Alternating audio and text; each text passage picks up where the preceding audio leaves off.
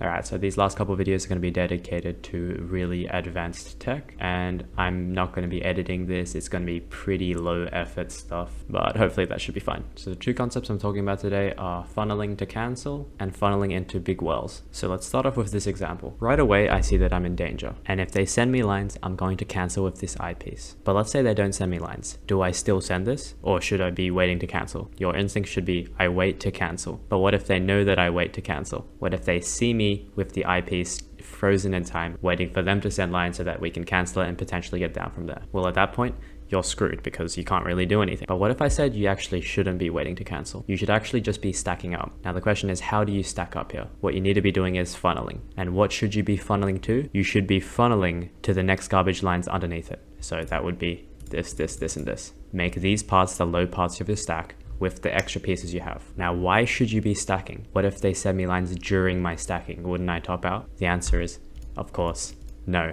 What you're gonna do is keep the eyepiece in hold, so you actually never need to be waiting for a cancel. You can just keep it in the hold and play reactively to their attack. And if you think you don't have the reaction time to do it, trust me, you have plenty of time to hold and then cancel whenever you need to. So here, with this garbage hole in mind, first of all, I need to actually make these two lines comboable. So I need to fill in this area to make these two lines comboable. And after that, I'm going to overstack this far right side and this far left side. The reason being, all these garbage holes are in the center. So if I put the Z piece here, this here, this here, and at any point, remember, at any point I can actually hold the piece, refrain from stacking up for a second just to cancel. And so yeah, now that I've stacked up a bit, this cancellation will be all the more cancelling-ationed, you know? So after we've funneled a bit, we can actually make a decision based on how good we think we're going to get down. We might not even think we're in danger here, in which case we can just downstack. But if we do think we're still in danger, we can actually keep on stacking up.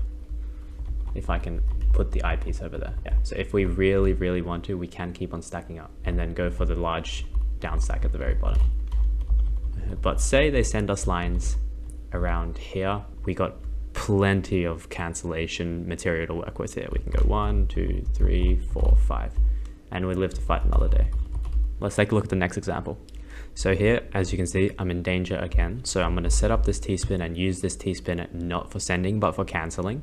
I'm only going to take this T-spin when I deem myself safe. And I'm only going to be safe if I funnel up this right side. So right now, this combos into oblivion. This doesn't combo because I need to fill in these two lines. If they decide to not send us lines and we can't cancel, we're going to stack up. And remember, at any point we can cancel. We can opt out of our stacking to cancel.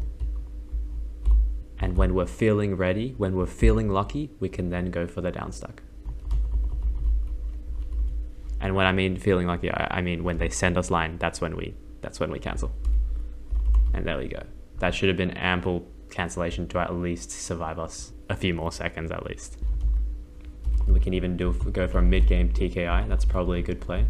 And then go into LST from anyway, next example. All right, so in this next example, we got a 9-0 stack, and I can clearly see if I get spiked out, it's going to be kind of difficult for me to cancel a lot because I got a 9-0 stack. 9-0 stack's terrible for cancelling at least, unless I have a funnel. So right now I don't have a funnel. So I'm going to keep an eyepiece here for whenever I need to cancel. Right now, I don't need to cancel because they haven't sent me lines yet. When they do send me lines, I'm going to cancel. So I'm going to stack up, stack, stack. And let's say they send me lines now, then I cancel. And let's say they don't send me lines, now they send me lines, and now I cancel. So I only cancel when they send, and if they don't send, I funnel. And when I do that, I get maximum value out of my downstacks. That's only for when we're in danger. So like in a position like this, I would be completely fine with using the triple I offensively. Only when we're in danger, i.e. when our board state looks like this, will I be stacking for a funnel. Now I'm not in any danger.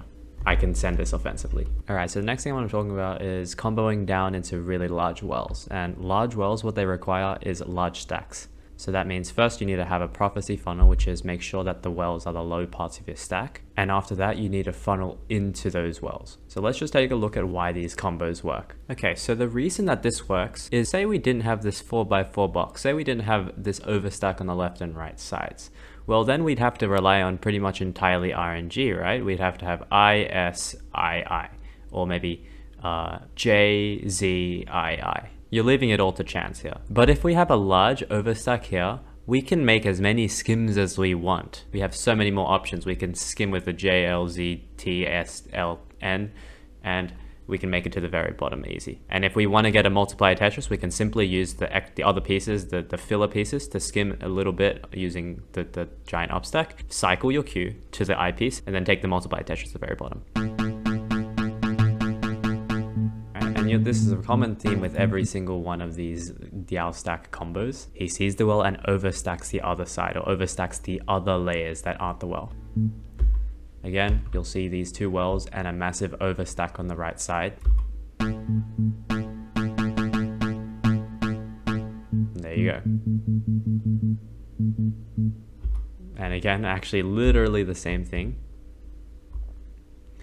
We got the massive wells on the left side and a massive overstack to compensate on the right side.